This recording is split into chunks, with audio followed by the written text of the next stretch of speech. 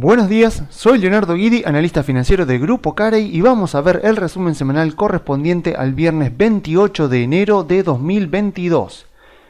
Bueno, qué semana tan volátil que hemos tenido, eso lo podemos confirmar viendo lo que son las espigas de las velas del Standard & Poor's. Tremenda la volatilidad que vemos en cada uno de los días de esta semana. Estamos terminando este viernes con un Standard & Poor's que también estuvo negativo durante el día y ahora está terminando la semana bastante positiva.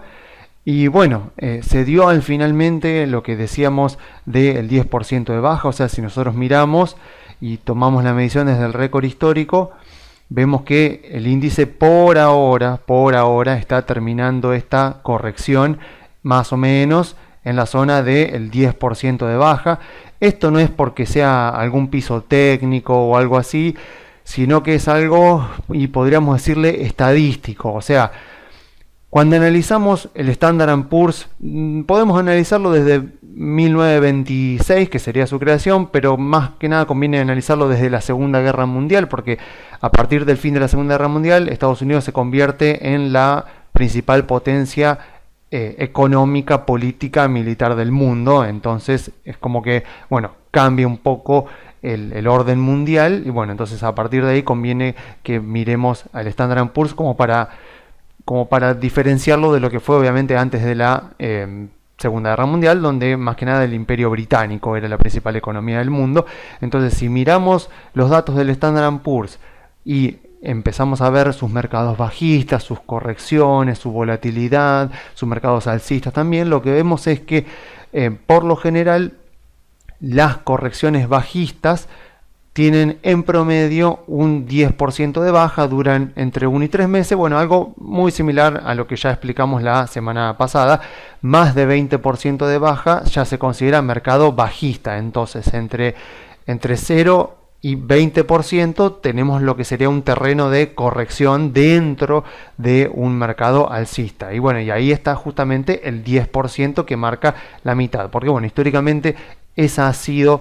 en promedio la baja que han tenido las correcciones. Por eso siempre se dice que más del 10% de corrección ya es una corrección mayor, o incluso muchos directamente ponen que el 10% es lo que marca el inicio de la corrección y antes de un 10% de baja se lo considera simplemente una toma de ganancia. A mí me parece que 10% de baja en este contexto, ya en el 2021, en estos niveles del índice, ya un 10% de baja es mucha baja. Así que por eso acá, por lo menos en estos videos, las hemos diferenciado como que bueno, del 0 al 5% de baja es una mera toma de ganancias, un movimiento natural del mercado. Ya entre el 5 y el 10% es una corrección menor, y entre el 10 y el 20% ya es una corrección mayor. Pero obviamente el 10% de baja sigue siendo el promedio histórico, donde uno diría, bueno, si estamos dentro de una corrección bajista, pero el mercado alcista sigue vigente y yo noto que las causas que se le atribuyen a la corrección bajista son meramente falsos miedos y por lo tanto no tienen el poder para deteriorar los fundamentos de las empresas y llevar al índice a un mercado bajista, lo que tengo que concluir es que esta baja está principalmente comandada por el sentimiento inversor, que se ha tornado negativo y bueno, se retroalimenta a sí misma la negatividad del sentimiento de los inversores y provocan bajas que no se corresponden con lo que está pasando verdaderamente con los fundamentos de las empresas, y por lo tanto esto sería oportunidad de compra. Entonces, ¿en dónde me paro yo para comprar? Bueno, el 5% de baja es como un primer piso donde yo me puedo parar ahí y aprovechar para comprar, pero el mejor de todos, por supuesto, es el 10% de baja, que es más o menos la zona que estamos ahora, la que estuvimos dando vuelta durante toda esta semana. O sea que, digamos, por el momento esto es una corrección, tiene todas las características de ser una corrección. Esa baja fuerte, afilada, con mucha volatilidad que vemos, no es en absoluto algo típico de mercados bajistas. Como vimos también la semana pasada, los mercados bajistas se caracterizan porque la baja, incluso la baja inicial, sobre todo la baja inicial del mercado bajista, suele ser muy lenta, y las bajas de este tipo en mercados bajistas solemos tenerlas recién al final, cuando ya el sentimiento inversor se ha tornado totalmente negativo, pero al punto de ya convertirse en el pánico. Imagínense lo que fue la época de la quiebra de Lehman Brothers en Estados Unidos, o sea, el pánico y la incertidumbre es todo lo que reinaba en el mercado. Entonces ahí las bajas suelen ser muy fuertes, con mucho volumen y con mucha volatilidad. Entonces eso no es justamente lo que debería suceder al inicio de un mercado bajista, sino que es lo que suele suceder en las correcciones de mercado. O sea, las correcciones de mercado son movimientos netamente dirigidos por sentimiento inversor y no por un deterioro en los fundamentos. O sea, justamente los mercados bajistas se producen por el deterioro en los fundamentos de las empresas y en la macroeconomía del país, porque generalmente cuando vemos mercados bajistas también vemos recesiones en la economía. Entonces ahí sí vemos un deterioro en los fundamentos que eventualmente también es alcanzado, ese deterioro, por el sentimiento inversor, y ahí cuando ya se juntan los fundamentos que van disminuyendo, que van deteriorándose con el sentimiento inversor, bueno, ya tenemos las fuertes bajas que vemos generalmente al final de los mercados bajistas. Esto que vemos acá es netamente sentimiento inversor. O sea, puedo ver algunos sectores, algunas industrias que yo considere que sus fundamentos se pueden estar deteriorando, otros pueden estar mejorando, etcétera, etcétera, pero en absoluto es algo que, digamos, es transversal a todas las industrias, a todos los sectores del mercado financiero, en absoluto. Entonces, esto, por lo tanto, es algo netamente dirigido por sentimiento inversor. Así que bueno, me he sorprendido durante las últimas 2 semanas porque he tenido una cantidad inusual de consultas de personas e incluso de amigos, de profesionales que están preocupados por lo que está pasando. O sea, es increíble, pero ni en el peor momento del COVID en 2020 por ahí recibía consultas de gente preocupada por la baja de las acciones. Claro, en aquel momento todo el mundo sabía lo que estaba pasando, todo el mundo sabía por qué caían las acciones y bueno, que simplemente era cuestión de esperar, porque el mercado básicamente estaba en un pánico rodeado de toda la incertidumbre de la poca información que se tenía sobre la pandemia que estamos viviendo. Hoy obviamente esa situación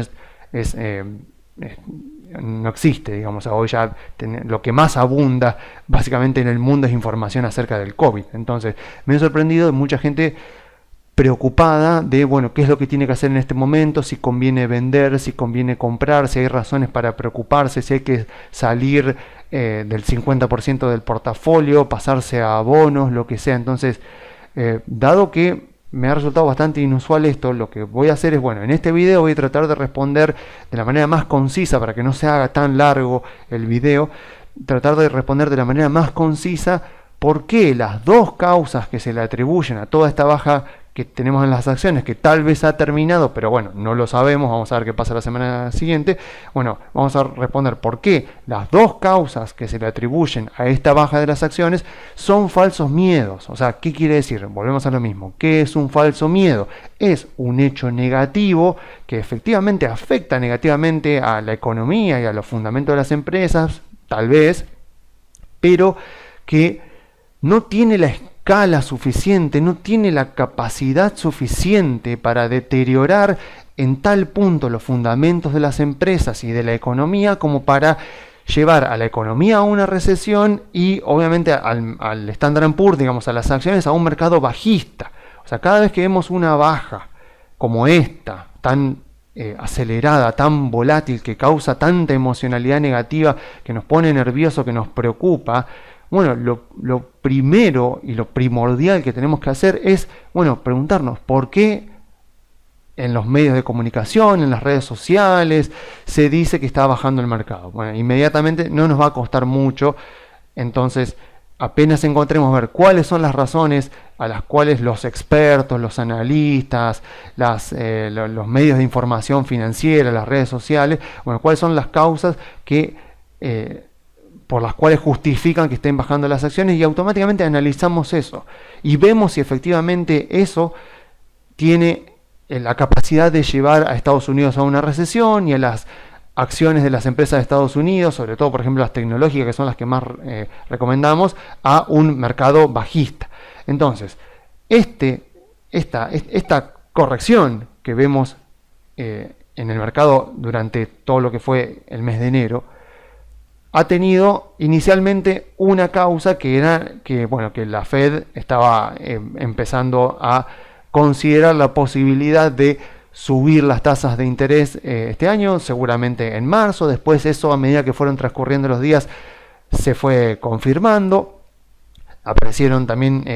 minutas de la Fed que seguían confirmando eso. Esta semana se reunió la Fed para su reunión de enero, no subieron la tasa, pero obviamente Powell hizo una conferencia de prensa donde ya dejó bastante en claro que en marzo van a subir la tasa. Entonces esa es como la primera causa, digamos, todo lo que fue el inicio de esta baja de principios de año,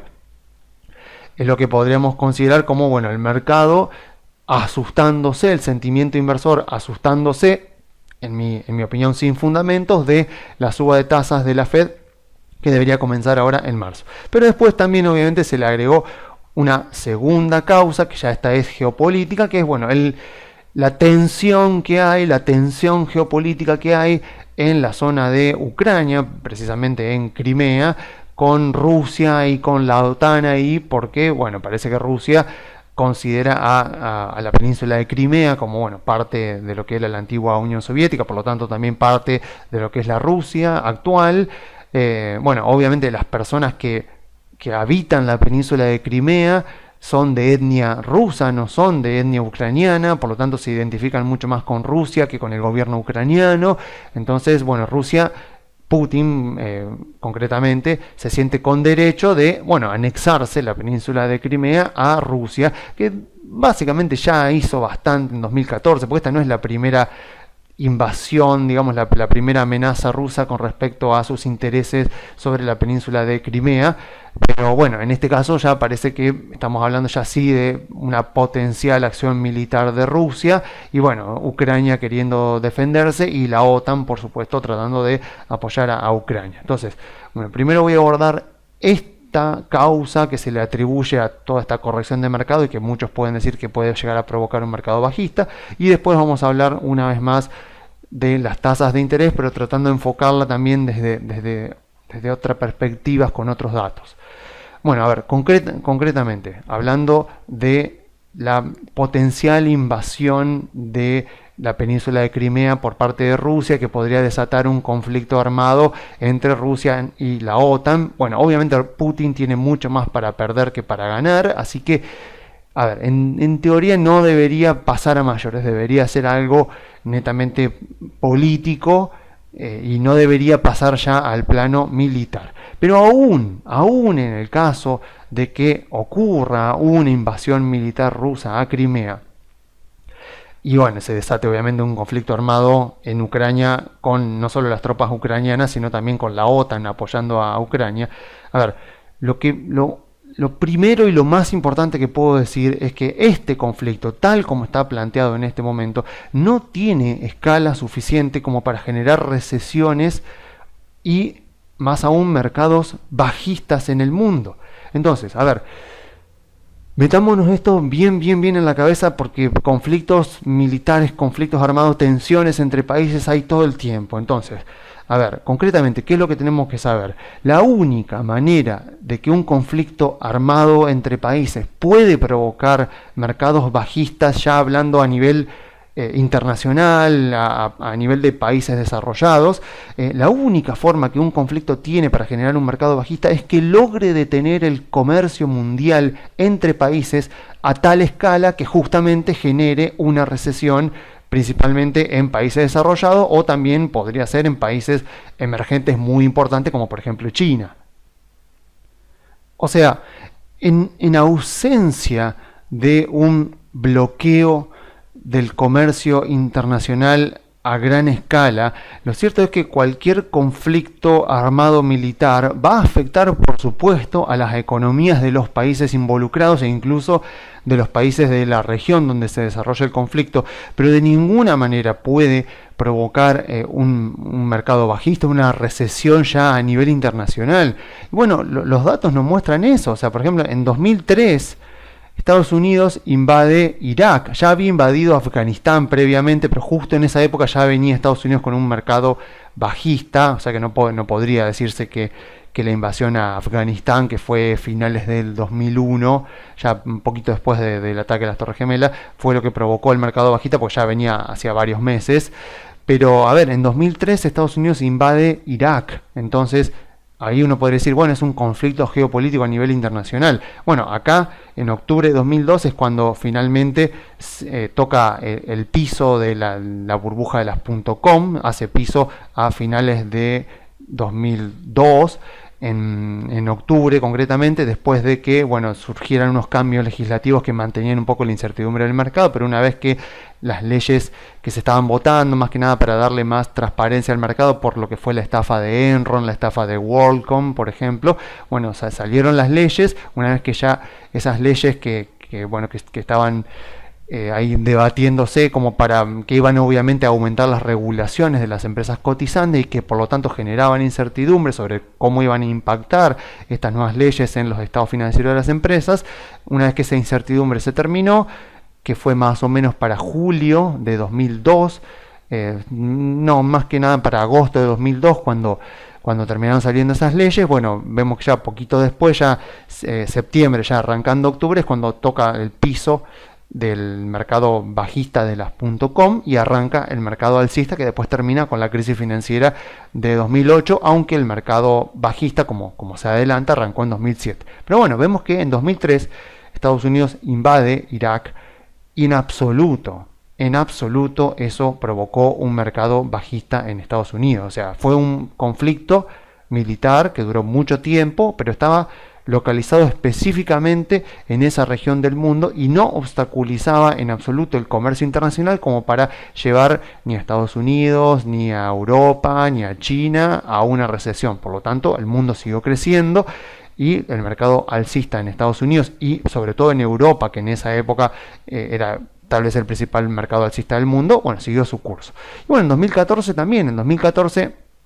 se produce la primera invasión de Rusia a la península de Crimea, donde básicamente se la anexan de hecho, básicamente, o sea, uno mira los mapas hoy y ve como que es una zona que todavía está en disputa. Bueno, eso tiene su origen acá en 2014, cuando Rusia invade la península de Crimea. Y bueno, esto es el Standard & Poor's. Vemos que en 2015 fue un año de mucha volatilidad, pero que bueno, de ninguna manera ese conflicto localizado puntualmente en la misma zona del mundo donde está ahora el mismo conflicto de Rusia con la OTAN, provocó, por lo menos en el Standard & Poor's y tampoco en Europa, porque Europa tenía otros problemas más importantes en aquel momento, de ninguna manera provocó un mercado bajista. Entonces, a ver,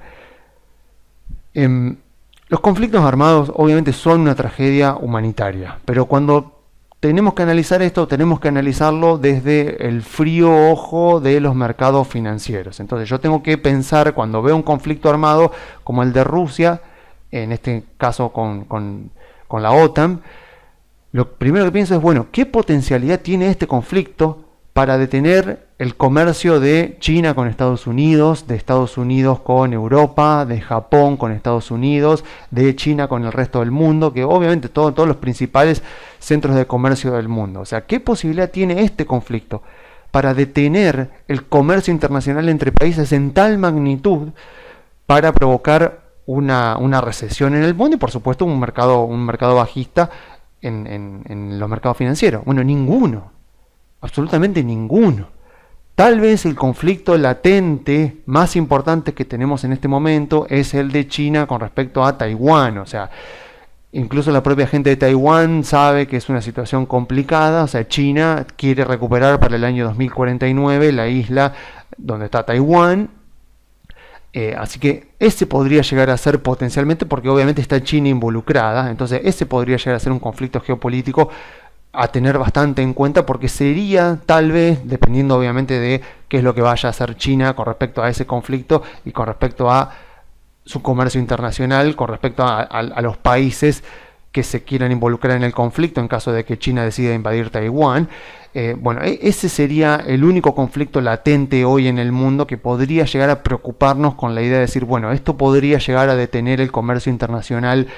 a tal punto de poder generar recesiones en países importantes del mundo y por lo tanto llevar a Estados Unidos y tal vez a Europa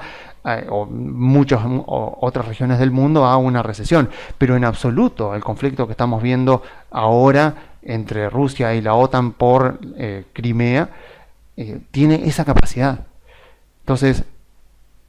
atribuir esta baja y que puede ser que las acciones en Estados Unidos, en Europa, en el mundo sigan cayendo por el conflicto que está latente ahora en la península de Crimea, es un falso miedo, es absolutamente un falso miedo. No tiene escala ese conflicto como para poder generar una recesión ni en Europa, ni en Estados Unidos, ni en el resto del mundo. A lo sumo será algo bastante localizado que va a afectar, por supuesto, a los países involucrados, sobre todo a Rusia.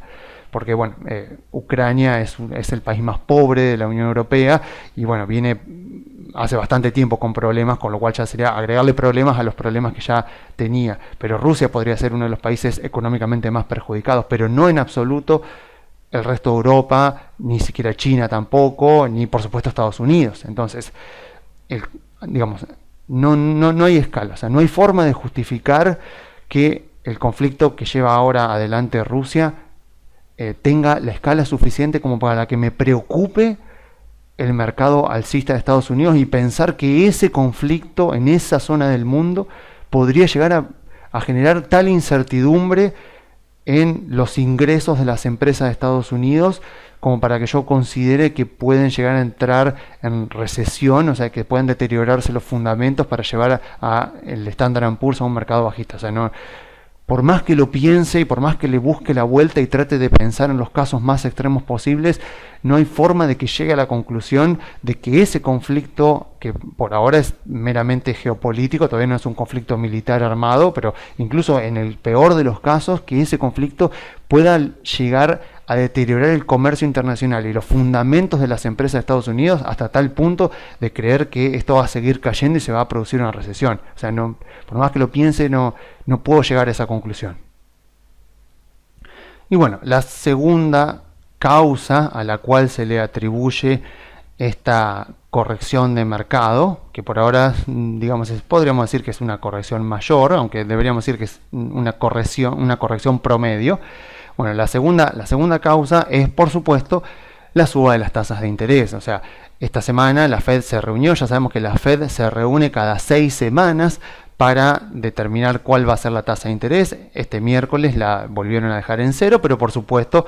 ya Powell dio todos los indicios como para que quede bastante claro y que el mercado ya descuente casi con un 100% de certeza de que en marzo la Fed va a empezar a subir la tasa de interés. Lo más probable es que la suba a 0,25, con lo cual es nada, pero obviamente acá lo que importa es el componente psicológico, o sea, la idea de, bueno, ya dejamos este contexto, este paradigma de tasas bajas, de tasas en cero, y la Fed poco a poco va a empezar a subir la tasa de interés para recuperar esa herramienta de política monetaria en el caso de que deba usarla de nuevo, como sucedió por ejemplo a principios de 2020 cuando apareció el COVID y los mercados estaban derrumbándose. Entonces la Fed inmediatamente bajó la tasa de interés a cero y comenzó a inyectar liquidez. Ahora la Fed está como haciendo el proceso opuesto, o sea, está abandonando el tapering, que debería terminar también en marzo, y ese mismo mes va a comenzar a subir la tasa de interés, porque bueno, considera que la economía ya se ha recuperado lo suficiente, que el nivel de empleo ya está en valores mínimos y que la inflación sigue siendo un problema latente. Entonces bueno, todo obviamente apunta a que va a subir las tasas de interés. De hecho, cuando estaba hablando Powell, el bono del tesoro a 10 años llegó a 1,8%, que hacía muchísimo tiempo que no tocaba esos valores. Entonces, bueno, volvemos a lo mismo de siempre, ¿no? Volvemos a los viejos y queridos mitos de los mercados financieros. El que dice, por ejemplo, que obviamente cuando la Fed empieza a subir las tasas de interés, que cuando sube la tasa del bono a 10 años, eso es negativo para las acciones y que por lo tanto, o sea, a veces lo dicen casi de manera determinista, ¿no? Diciendo, bueno, la tasa de interés está subiendo, entonces las acciones tienen que bajar. Y bueno, a ver, no existen en los mercados financieros reglas tan tajantes. O sea, sí, es verdad que la tasa de interés influye en la evaluación de las empresas y que si la tasa de interés, sobre todo la tasa del bono de 10 años, que es la tasa libre de riesgo que se utiliza para evaluar empresas, si esa tasa sube, por lo tanto el valor de las empresas va a caer. Pero como ya lo hemos dicho muchísimas veces y no me canso de repetirlo, ese es tan solo uno de los componentes que influyen en el valor de las empresas. Y de hecho, si hacemos una correlación, o sea, si yo pongo una correlación entre el porcentaje de variación mensual del índice Standard & Poor's y lo comparo con el porcentaje de variación mensual de la tasa del bono a 10 años, que intuitivamente mucha gente cree que es negativa. Obviamente si sube la tasa de los bonos a 10 años tiene que caer el Standard & Poor's porque afecta negativamente a las empresas. Bueno, los datos históricos me dicen que no, que acá estuve utilizando datos de los últimos 30 años y los datos me dicen que la correlación entre el porcentaje de variación mensual del bono del Tesoro de 10 años y del Standard & Poor's es ligeramente positiva. Podríamos decir casi que no hay correlación. Vemos que el R cuadrado me dio muy bajito, pero notamos que la correlación es un poquito positiva. Acá, por ejemplo, tenemos un punto bastante extremo, que este fue marzo del 2020, o sea, fue justamente el peor momento del COVID, donde vemos acá que el Standard & Poor's, que está en el eje de las X, cayó más de un 10% en el mes, y que la tasa del bono, o sea, ese mismo mes en que el Standard & Poor's caía más de un 10%, la tasa del bono a 10 años cayó más del 40%. ¿Y por qué cayó? Bueno, obviamente porque la gente estaba vendiendo las acciones para pasarse a bonos. Y como el precio de los bonos es inversamente proporcional a la tasa que arroja el bono, obviamente que los precios de los bonos estaban subiendo, porque la gente vendía las acciones para pasarse a los bonos. Y de hecho este gráfico, que puede parecer complicado, es muy fácil de calcular, o sea, porque los datos están disponibles. O sea, la tasa del bono de 10 años, por ejemplo, la puedo conseguir acá, en la Federal Reserve Economic Data, que es la base de datos de la Fed, o sea, datos muy confiables. O sea, puedo venir acá, buscar la tasa a 10 años, que es esta que está acá, el código es este DGS10, entonces acá me da la tasa a 10 años, entonces yo puedo tranquilamente editar este gráfico, pedirle que me dé datos mensuales, y pedirle que me dé porcentaje de cambio de un mes hacia el otro. Entonces puedo pedirle que me dé porcentaje de cambio. Podría pedirle porcentaje de cambio con respecto al año anterior. Acá le voy a pedir simplemente porcentaje de cambio nada más, que sería con respecto al mes anterior, para que me dé el porcentaje de cambio mensual, y me va a dar este gráfico. Entonces acá simplemente tengo que buscar, bueno, si quiero por ejemplo datos hasta de la década de los 90, iré buscando acá, iré más para atrás, más para atrás, más para atrás.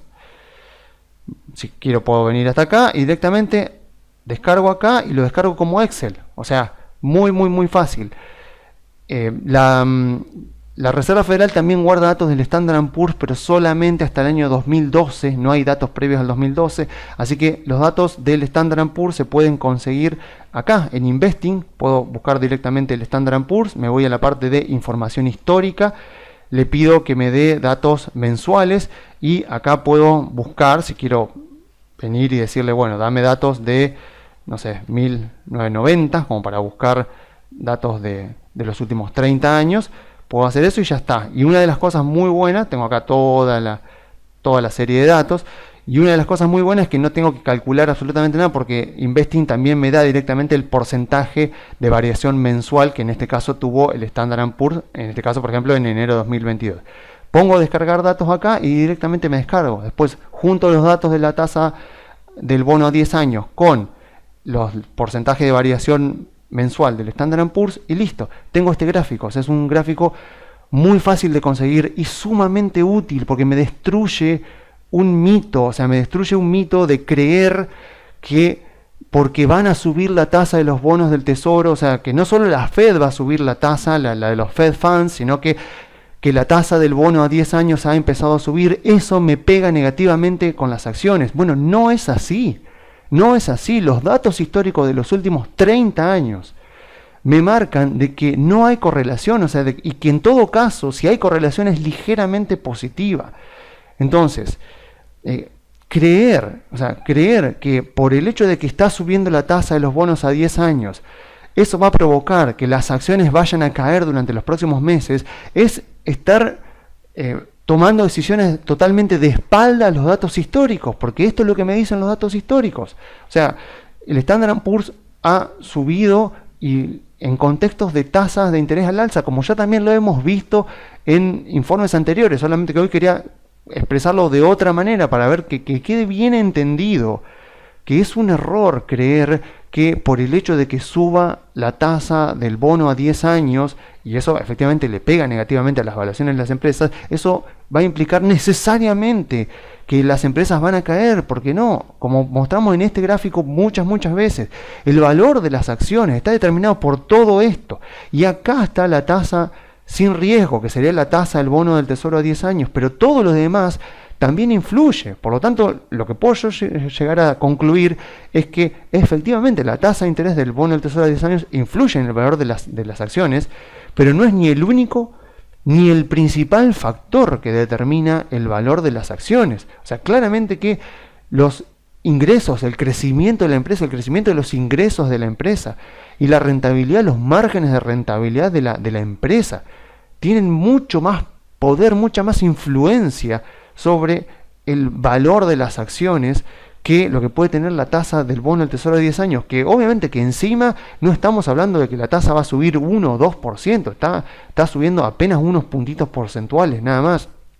Entonces ni siquiera está llegando al 1% de suba con respecto a hace un mes. Entonces no es tampoco que la tasa esté subiendo y que por lo tanto el valor de las acciones se esté deteriorando mucho como consecuencia de eso, ¿no? Es netamente psicológico, o sea, es netamente un miedo,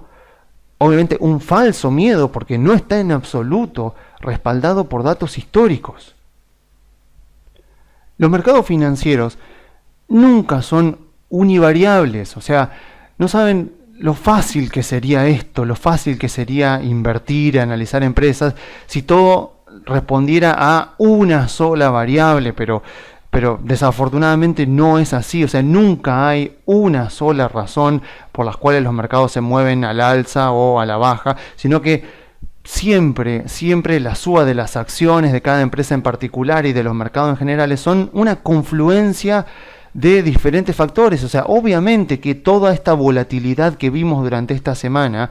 fue producto de, obviamente, lo que está pasando con la tasa de interés, con lo que dijo Powell, con lo que se descuenta que va a suceder en la próxima reunión de la Fed de marzo, con el tapering, pero también tuvo que ver, por supuesto, lo que está pasando en Crimea, en Ucrania, pero también tuvo que ver seguramente el balance de Apple, que sacó el mejor balance de su historia, el balance de Microsoft, que vino mejor de lo esperado, la economía de Estados Unidos, la inflación, o sea, la geopolítica internacional, o sea, Biden, o sea, el Congreso de Estados Unidos, o sea, todo confluye para determinar el precio de las acciones. Entonces no puedo reducir el movimiento del mercado en general y de las empresas en particular a un solo factor, porque es toda una confluencia de factores todo el tiempo. Entonces sería muy fácil, y yo entiendo que es tentador ese tipo de conclusiones simplistas de decir, bueno, no, lo que pasa es que como la tasa de interés está subiendo, los mercados están cayendo. O sea, ojalá fuera tan fácil. O sea, y en todo caso, justamente, si tenemos a personas tomando decisiones tan simplistas y efectivamente toda esta baja o gran parte de esta baja fue producto de muchas personas pensando de manera muy simplista que había que vender porque los mercados van a caer, porque la tasa va a subir, bueno, es nuestra oportunidad entonces, como inversores en valor, como inversores en calidad, como inversores que buscamos empresas y no tanto movimientos de mercado, para aprovechar que nos están dejando más baratas las acciones de las empresas que más nos gustan. Y bueno, aún así, obviamente, aún así voy a repetir mi recomendación que hago cada tanto, sobre todo cuando están estos contextos de tanta volatilidad en el mercado. Bueno, tengan en cuenta que si ustedes estuvieron muy nerviosos y preocupados durante enero con lo que está sucediendo con las acciones de Estados Unidos y con su CDR, bueno, tengan en cuenta que tal vez las acciones no son para ustedes. O sea, prueben con bonos, prueben con otra cosa, pero a ver, nada justifica estar angustiado, estar preocupado, estar nervioso. O sea, en absoluto, o sea, porque si uno lo trata de entender, o sea, y entiende las acciones en las que uno está invertido y entiende por qué están bajando los mercados, entonces se queda tranquilo y en todo caso, si tiene liquidez, compra más. Pero estar preocupado, estar angustiado, o sea, entrar a la cuenta comitente y sufrir porque uno ve que hasta hace un mes tenía X cantidad de dinero y ahora tiene mucho menos, o sea, no tiene sentido, no se justifica. O sea, no tiene sentido angustiarse, no tiene sentido que el humor te cambie por lo que está pasando en el mercado. O sea, o en todo caso, si nos pasa eso, o sea, si nos pasa eso, que estuvimos mal, que estuvimos preocupados durante enero, y quién sabe si este no es el final de la baja, tal vez durante las próximas semanas también, bueno, en todo caso, si nos gusta, a pesar de toda la inversión en acciones, bueno, optemos por el enfoque empresarial, o sea, optemos por invertir en empresas. Entonces de esa manera nos vamos a sentir mucho más tranquilos, o sea, como lo que decíamos la semana pasada, o sea, invertir mirando el modelo de negocio de las empresas, estudiar las empresas, conocer las empresas, y de esa manera nos quedamos tranquilos, porque, a ver, por ejemplo, si tenemos, por ejemplo, Google, Apple, Microsoft, Facebook incluso, o sea, está por demás de claro que no tenía sentido vender ninguna de estas empresas durante toda esta baja, teniendo en cuenta que la baja era atribuible a la Fed y a el conflicto geopolítico de Crimea, porque ninguna de estas causas a las cuales se le atribuye esta baja tienen la capacidad de afectar los negocios de estas empresas, la propuesta de valor de estas empresas, los márgenes de rentabilidad y en definitiva las ganancias de estas empresas. Entonces, si nosotros entendemos, o sea, yo estoy invertido, no sé, por ejemplo, ¿no? en Apple, en Microsoft, o sea, y pienso, digo, bueno, va a subir la tasa de interés en Estados Unidos y hay un conflicto geopolítico en Ucrania. ¿En qué le afecta a Apple? ¿En qué le afecta? ¿Va a vender menos Apple? ¿Va a tener un menor margen de rentabilidad? Teniendo en cuenta que la tasa de interés va de 0 a 0,25 a lo sumo en marzo, y que obviamente en absoluto eso quiere decir que la Fed la va a seguir subiendo. Puede ser que sí, puede ser que la acelere, puede ser que la deje de subir, no lo sabemos, porque los hechos que van a determinar si la Fed sigue subiendo la tasa de interés después de marzo todavía no han ocurrido. Y la Fed no es un organismo que se anticipa, siempre es un organismo que reacciona, a pesar de que ellos quieran, obviamente, idealmente, en su espíritu, querer anticiparse a lo que va a suceder. En general, 99% del tiempo no pueden anticiparse, y generalmente siempre terminan reaccionando. Entonces,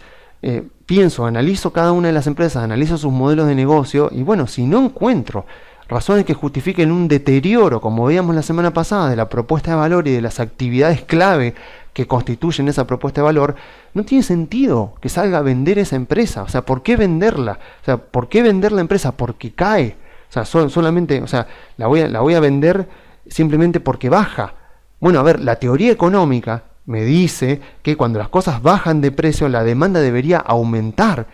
no disminuir.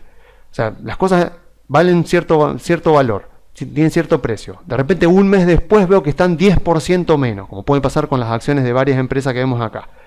Increíblemente las personas, o sea, la empresa es la misma, no cambió nada, Microsoft sigue siendo exactamente la misma empresa, Apple sigue siendo exactamente la misma, excelente empresa, pero tal vez las acciones valen 10% menos que el mes pasado. Entonces, ¿qué pasa? La gente la demanda menos en lugar de demandarla más. Increíble, es increíble. O sea, pasa lo contrario que la economía suele decir que pase. Y obviamente, por el contrario, cuando los precios de las acciones están subiendo, solemos demandarlas más y no menos. O sea, cuando la teoría económica dice que no, que cuando los precios aumentan, la demanda debería disminuir. Bueno, acá no. Acá cuando vemos que las acciones aumentan mucho, y también ha pasado mucho con las criptomonedas, generalmente cuanto más suben, más las demandamos. Entonces terminan por no cumplirse los fundamentos básicos de la micro y la macroeconomía. Así que en concreto, utilicemos el enfoque empresarial. O sea, esto por ahora es una corrección de mercado. No tengo idea de si la semana que viene ya habremos visto el final de esta corrección o si esto va a continuar. No tengo idea. Es imposible predecir el mercado a corto plazo, y más aún con estos niveles de volatilidad como los que vimos esta semana. Lo que sí tengo muy en claro es que las dos causas a las cuales se le atribuye esta corrección de mercado no tienen en absoluto la capacidad de llevar a Estados Unidos a una recesión. Y por lo tanto, ya sea que esto haya frenado acá, o que se vaya, no sé, al 11, al 12, al 15% de baja, en todo momento va a ser oportunidad de compra, porque esto no puede ser el inicio de un mercado bajista, porque no tiene la baja la estructura de lo que es el normal inicio de un mercado bajista, y las causas que están provocando esta baja no son causas generadoras de mercados bajistas, sino sentimiento inversor negativo. Es puro sentimiento inversor negativo. Por lo tanto, así como el sentimiento negativo inició a principios de año, en algún momento va a terminar. No sé si será ya ahora, la semana que viene, o dentro de un mes o dentro de 2 meses. Las correcciones, como lo vimos la semana pasada, suelen durar entre 1 y 3 meses. Ya estamos llegando al mes de inicio de la corrección, así que puede ser que esto haya terminado acá y que en febrero veamos la recuperación, o puede ser que continúe un poco más. Lo que sí no veo fundamento suficiente es para que esto termine convirtiéndose en un mercado bajista, y por lo tanto obviamente es oportunidad de compra para los que justamente son audaces cuando los demás son temerosos, como dice Warren Buffett, son codiciosos cuando los demás son temerosos. Y por sobre todas las cosas, por supuesto, compran empresas de muy buena calidad, como las que hemos mencionado siempre en estos informes, y que son empresas que en absoluto vieron su modelo de negocio deteriorado durante este mes que todavía ni siquiera ha terminado. O sea, y en absoluto van a ver su modelo de negocio determinado, deteriorado, si es que la Fed comienza a subir las tasas en marzo y después las continúa subiendo, porque son empresas que están en crecimiento, y cuando yo miro el valor de sus acciones, veo que son empresas que tienen muy altos márgenes de rentabilidad. Miremos los márgenes de rentabilidad de Microsoft, que ha publicado su balance esta semana. Miremos esos márgenes de rentabilidad, miremos el crecimiento de Apple. O sea, obviamente que la suba de la tasa de interés le pega negativamente al valor de las acciones, pero en el caso de estas empresas de muy buena calidad, los flujos futuros más que compensan positivamente el efecto negativo que va a tener la suba de tasa si es que la tasa del bono a 10 años continúa subiendo. Así que, bueno, con respecto a Estados Unidos, la verdad es que creo que por más que le busque, por más que trate de encontrar razones para creer que esto puede ser el inicio de un mercado bajista, no puedo. Por más que me esfuerce, por más que intente buscar datos históricos, o sea, no hay forma de justificar que esto puede llegar a ser el inicio de un mercado bajista, sino meramente una corrección temporal de mercado que durará tal vez un mes, tal vez 2 meses, tal vez puede ser que caiga un poco más, pero en absoluto debería transformarse en un mercado bajista, y por lo tanto cada baja es oportunidad de compra. Bueno, pasando finalmente a Argentina, ya que bueno, han ocurrido cosas importantes en el día de hoy, así que vamos a hablar un poco de Argentina. Vemos al Merval en dólares llegando nuevamente a 400 puntos con la fuerte recuperación que tuvo, pero ya venía de días anteriores. Bueno, finalmente tuvimos acuerdos, o sea, el gobierno dijo que llegó a un acuerdo con el FMI, después el FMI publicó un comunicado donde lo llamó entendimiento, pero bueno, a ver, podemos ya concluir que bastante deben tener acordado como para ya salir a anunciar.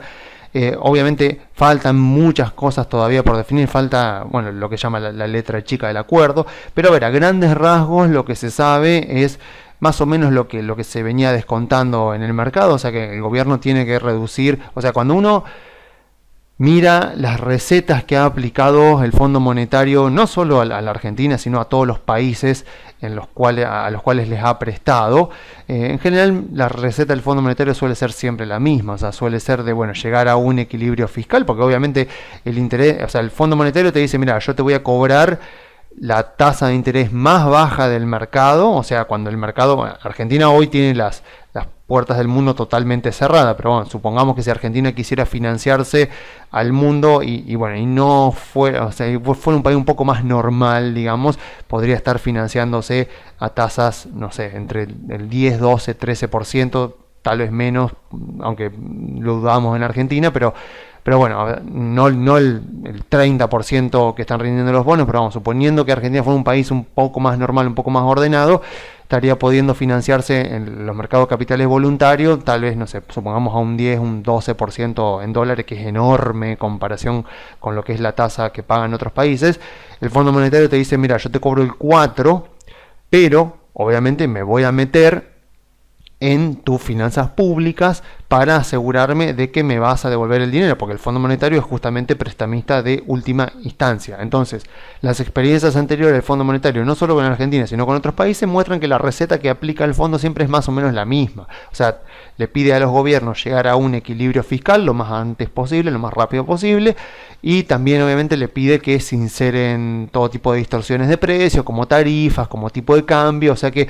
básicamente el Fondo Monetario está aplicando exactamente la misma receta que aplicó no solo con Argentina, sino con el resto de los países. Y bueno, le está pidiendo obviamente al gobierno que tiene que llegar a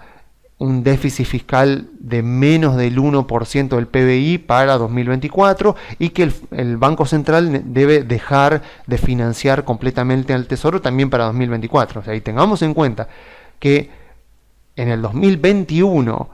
el financiamiento, el déficit que tuvo el gobierno fue financiado en un 75% por emisión monetaria del Banco Central. Así que, según lo anunciado hoy, el Banco Central debería obviamente dejar de financiar al Tesoro para 2024. Obviamente que la mayoría de los pagos y todo el fuerte del capital va a ir para después de que termine el gobierno de Alberto. O sea, en todo caso, bueno, se volverá a juntar la administración que venga después de Alberto con el Fondo Monetario para reevaluar en todo caso un futuro acuerdo. Pero bueno, una buena noticia fue que el Fondo Monetario va a devolverle al gobierno argentino en forma de derechos especiales de giros unos 5.000 millones de dólares para acumular reservas. Aún así, el fondo también le está pidiendo al gobierno que acumule reservas. Pero bueno, todavía no hay fechas, no hay montos de la deuda a pagar con el Fondo Monetario. O sea, Guzmán tampoco aclaró demasiado en su conferencia de prensa de cómo el gobierno va a hacer para reducir el déficit en 2022, o sea, ahora este año, y en 2023, que son años del gobierno de Alberto. O sea, que en teoría él estaría como ministro de Economía. Bueno, no aclaró cómo van a hacer, porque obviamente el objetivo de déficit fiscal de este año que se acordó con el Fondo Monetario es menor al que estaba presupuestado originalmente en el presupuesto que finalmente no se terminó aprobando en diciembre. Entonces, bueno, o sea, Guzmán va a tener que explicar cómo va a hacer para achicar ese déficit. Bueno, y obviamente tampoco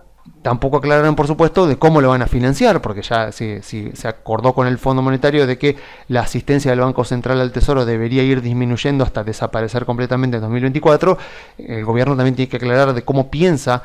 financiar ese déficit que piensa seguir teniendo por lo menos hasta 2024, que era 0,9 del PBI en 2024, y ya en 2025 tratar de llegar al equilibrio. Pero bueno, dijo también que no va a haber un salto cambiario, y tampoco dieron muchos detalles con respecto a política cambiaria, política monetaria. Y bueno, a ver, lo cierto es que ahí está el principal punto de disonancia que podemos llegar a tener de ver qué es lo que va a pasar, porque febrero es un mes muy particular, porque febrero es el mes que históricamente tiene las menores liquidaciones del agro, o sea, menores liquidaciones de exportadores de cereal, y también tiene una fuerte baja de la demanda de peso. O sea que en febrero confluyen dos hechos bastante negativos para las finanzas públicas. O sea, cae mucho la demanda de pesos y también cae mucho la liquidación de exportaciones. O sea, después ya para marzo ya comienza las primeras liquidaciones fuertes del agro, que después continúan en abril y tienen su pico máximo en mayo, junio y julio, las liquidaciones del agro argentino. Pero bueno, hay que llegar hasta ese punto, y en este momento las finanzas del gobierno están bastante deterioradas. Entonces la clave es ver qué va a hacer el gobierno para poder sobrevivir a febrero. O sea, con una baja demanda de pesos y con pocas liquidaciones del agro. Bueno, va a ver cómo hace el gobierno para poder aguantar el tipo de cambio, poder aguantar las reservas durante febrero, para que ya sí después en marzo, cuando empiecen a entrar los dólares del campo, entonces ya poder empezar a reconstituir reservas y poder sostener un poco más el tipo de cambio. Si logran sobrevivir a febrero, entonces ya hay más chances de que no tengan que hacer una devaluación muy brusca del dólar oficial. Pero aún así queda la pregunta de cómo van a hacer para cumplir con los objetivos del Fondo Monetario de acumular reservas y de aumentar exportaciones, que más o menos son las dos caras de la misma moneda, porque justamente las reservas van a venir de un mayor aumento de las exportaciones, porque tenemos una brecha entre el oficial y el paralelo de más del 100%. Y con esa brecha, bueno, es difícil incentivar las exportaciones, y lo cierto es que acá en Argentina, en general, cuando han habido brechas de tipo de cambio, generalmente se han resuelto con un ajuste del tipo de cambio oficial, no con un ajuste del tipo de cambio paralelo. Así que, bueno, ahí hay una gran incógnita de qué es lo que va a pasar, porque algo va a tener que hacer el gobierno con el tipo de cambio, porque con una brecha tan grande, si quiere fomentar las exportaciones del agro, bueno, puede ser que la gente del agro, del campo, no se sienta tan incentivada a liquidar fuerte sus cosechas si ven que la brecha es demasiado alta y tienen una expectativa de que en algún momento el gobierno va a hacer una devaluación. Así que bueno, seguramente noticias cambiarias, algo va a tener que hacer el gobierno durante febrero de cara a el inicio de la liquidación de la cosecha de la soja, que debería arrancar ya en marzo. Pero aún así,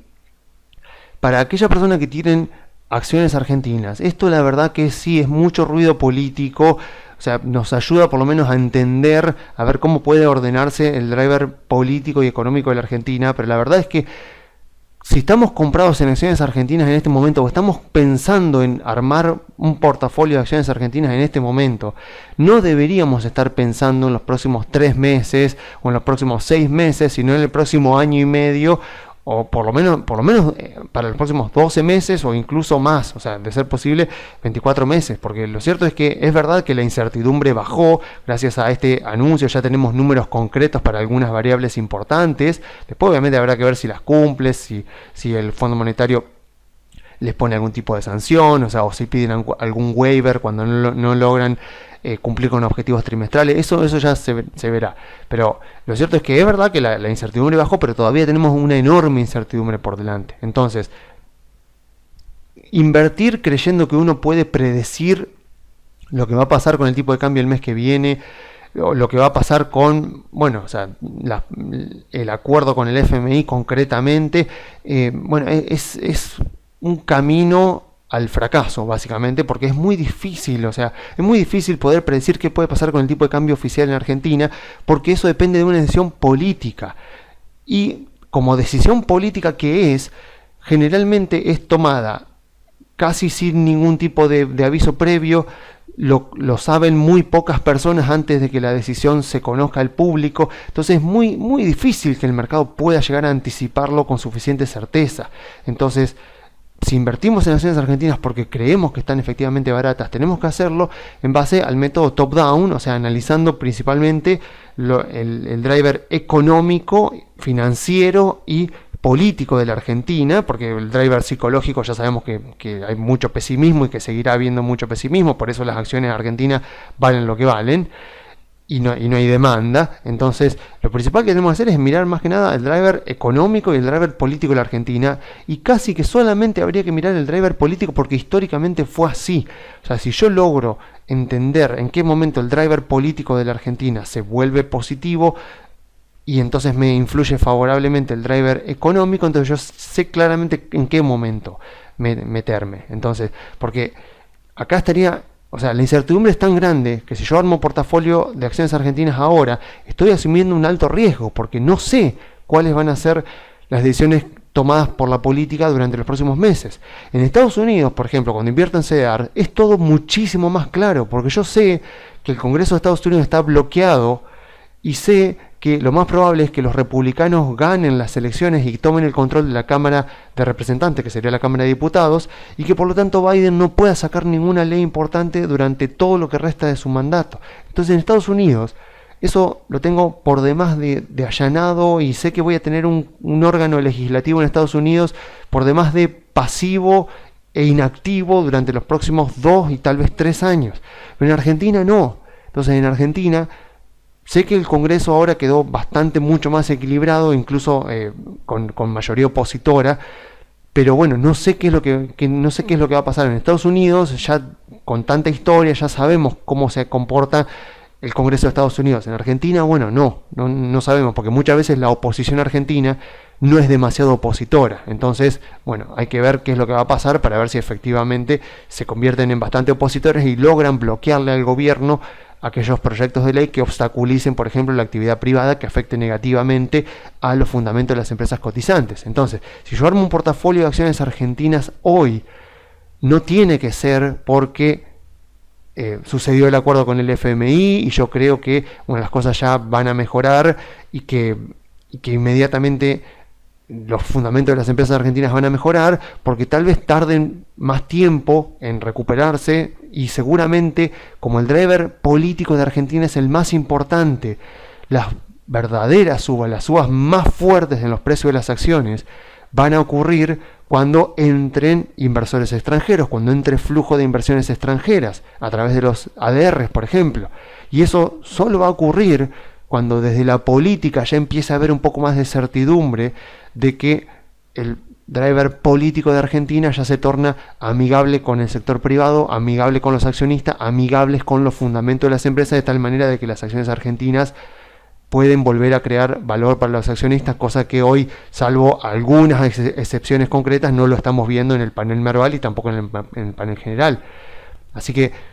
más allá de lo que pase ahora durante febrero, durante marzo, si el gobierno logra sobrevivir a febrero y no devalúa, o si no, si tiene que devaluar un poco el tipo de cambio oficial, si yo estoy posicionado en acciones argentinas, mi mirada tiene que estar puesta en el driver político, pero pensando a un año y medio, 2 años hacia adelante. O sea, si yo creo justamente que el driver político va a mejorar y se va a tornar favorable a los fundamentos de las empresas, bueno, puedo comprar acciones argentinas que voy a ganar mucho. Pero bueno, como no hay almuerzo gratis, justamente voy a ganar mucho porque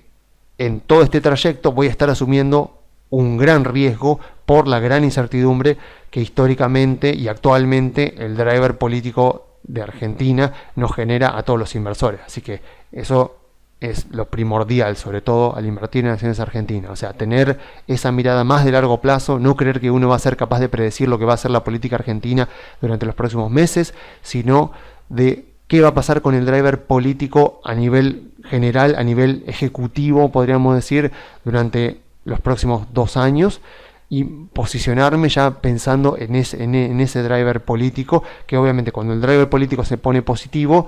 después la economía tiende a seguir a ese driver político y por supuesto los fundamentos de las empresas y los precios de las acciones también. Así que bueno, yo me despido dejándole las vías de comunicación. Se pueden comunicar por la página web grupocarey.com.ar o enviando un mail a contacto@grupocarey.com.ar.